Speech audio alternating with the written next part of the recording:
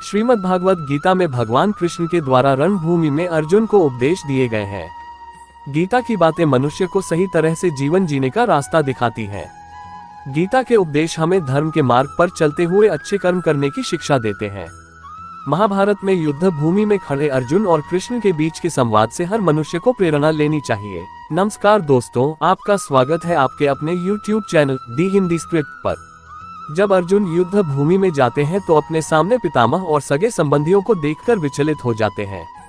तब भगवान श्री कृष्ण उन्हें सही ज्ञान देते हैं। श्री कृष्ण अर्जुन को उपदेश देते हुए कहते हैं कि हे पार्थ, ये युद्ध धर्म और अधर्म के मध्य है, इसलिए अपने शस्त्र उठाओ और धर्म की स्थापना करो। भगवान श्री कृष्ण धर्म के मार्ग पर चलने की शिक्षा देते हैं। मनुष्य को भी धर्म का पालन करना चाहिए। गीता में कहा गया है कि क्रोध से भ्रम उत्पन्न होता है, जिससे बुद्धि व्यग्र हो जाती है। भ्रमित मनुष्य अपने मार्ग से भटक जाता है, तब सारे तर्कों का नाश हो जाता है, जिसके कारण मनुष्य का पतन हो जाता है। इसलिए हमें अपने क्रोध पर नियंत्रण रखना चाहिए। गीता में भगवान श्री कृष्ण ने कहा है कि मनुष्य को उसके द्वारा किए गए कर्मों के अनुसार ही फल प्राप्त होता है, इसलिए मनुष्य को सदैव सत्कर्म करने चाहिए।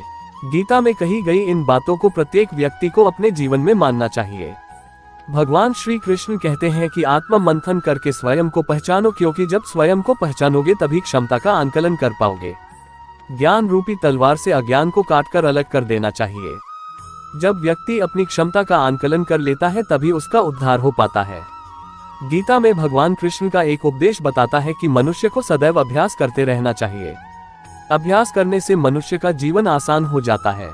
ऐसे में यदि किसी व्यक्ति का मन अशांत है तो उसे नियंत्रित करने का अभ्यास ही सबसे अच्छा मार्ग है।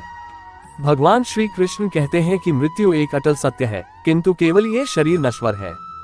आत्मा अजर अमर है, आत्मा को कोई काट नहीं सकता, अग्नि जला नहीं सकती और पानी गीला नहीं कर सकता।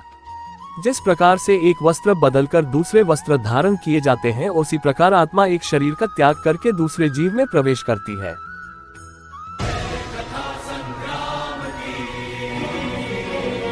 눈 뜨면 눈부신 아침 햇살